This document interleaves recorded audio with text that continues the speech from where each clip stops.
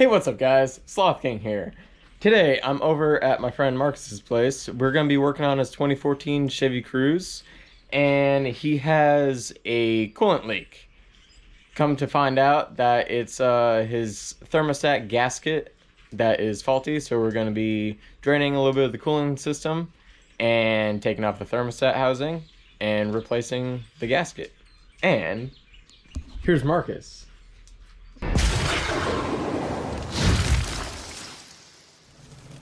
Hello. That was terrible. He does not like the camera. So anyway, this is gonna be a short, or not really short, but it's gonna be a simple video, and hopefully this helps you out. Let's get into it.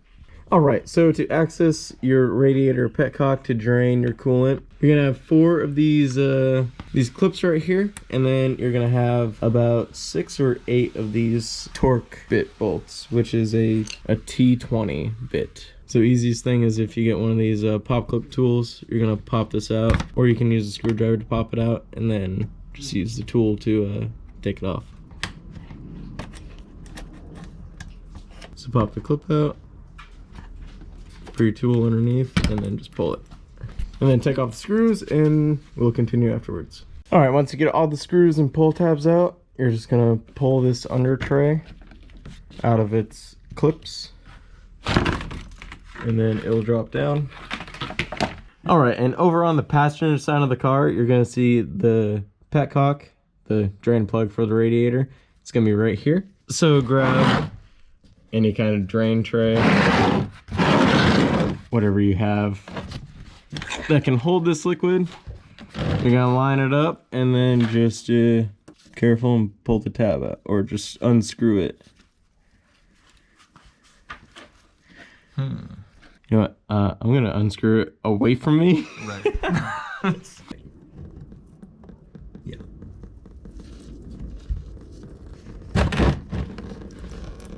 And we're just gonna let it drain. All right, to make your radiator drain faster, undo your radiator cap on this car, and it'll just allow it to drain in one seamless motion, so just glugging out. Okay, so in order to get to your thermostat housing, you need to take off your air intake pipe. So you're gonna need a 7mm socket, or just a flathead screwdriver. Loosen that, and there's gonna be one down here.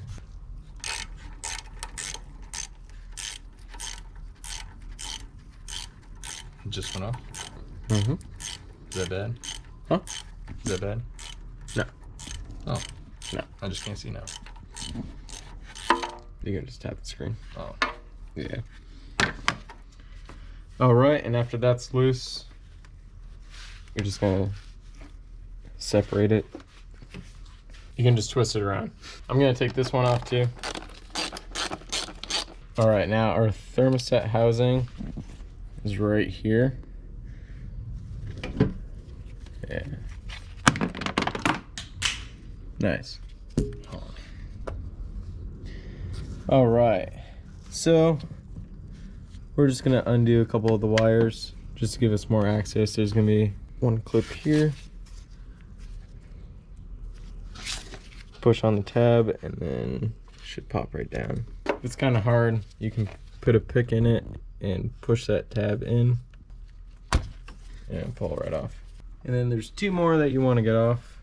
One here, and then this is gonna be your thermostat sensor. Pull that off.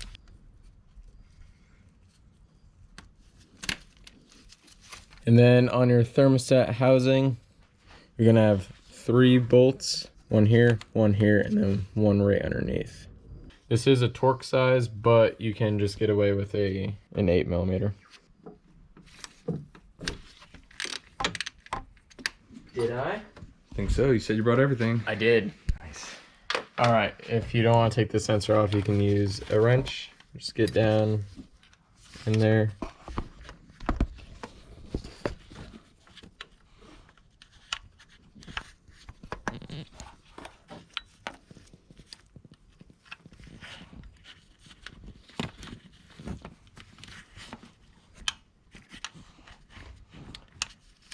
doesn't want to go on.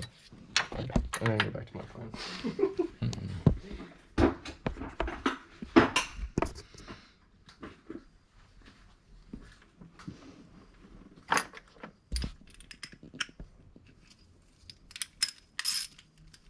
Okay, zoom on this thing, can you? No, I'll be able to zoom in post. Sick. Yeah. So what I'm gonna do, I'm gonna get this thing on first.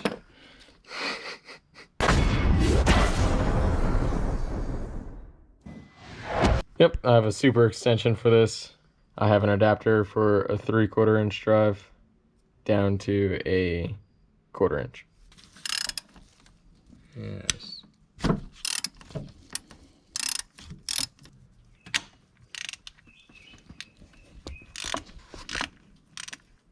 So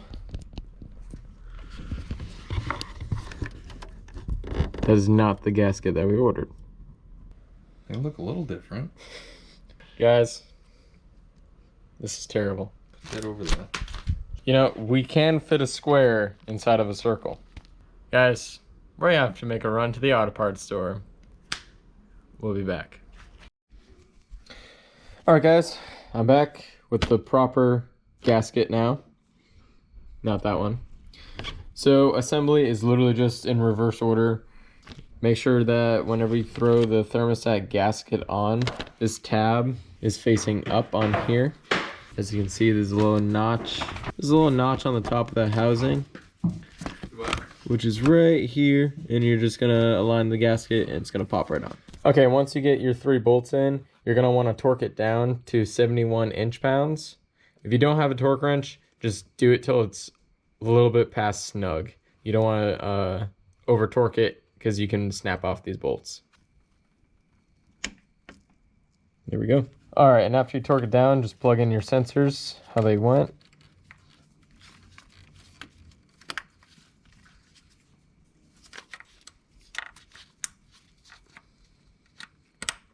And then we're gonna get our intake airbox hose back on. And one little tip about it, to make it easier to access, just line up your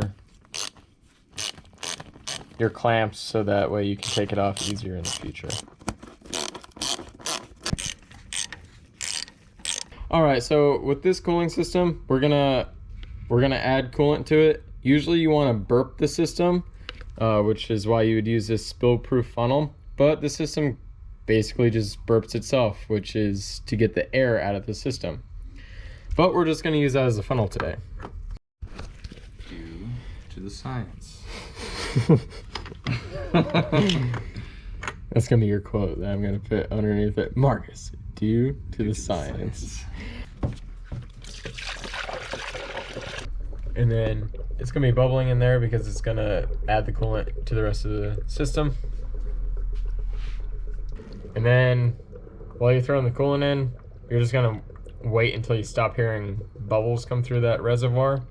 Once you do that, we're gonna start up the car, and then we're gonna make sure all the air is out of the system, and we're gonna make sure that the coolant is topped off completely. All right, now that we have the coolant in, we're gonna start with the vehicle. Turn on your heat to max heat, and we're just gonna wait to see all the bubbles come out. And as you can see, we have our climate control settings on high, fans on high. So this is gonna make sure that all of the coolant is gonna go through your heater core. All right, and as you can see, our car just warmed up and air is currently coming out of the system. So the thermostat just opened up, and any trapped air that was inside of the block is now coming back out through the cooling system, coming up through here and just burping itself.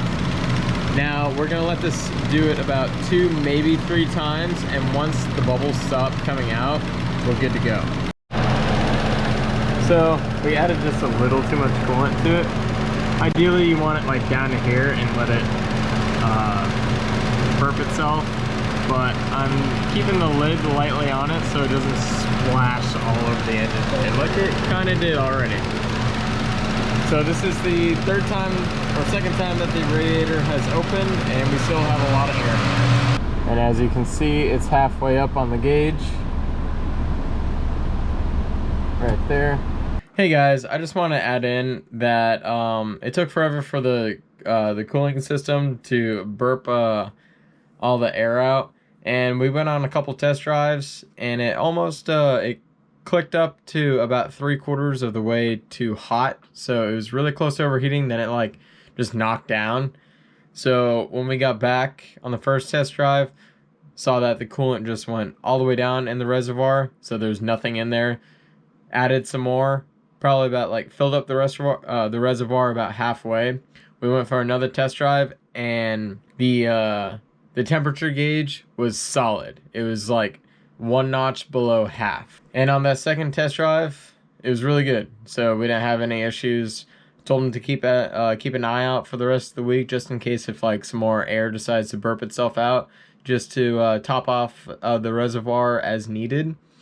And yeah, that's how you one, change a thermostat gasket or a thermostat if you need to do that, or any of the radiator hoses for that Chevy Cruze, and how to burp your system.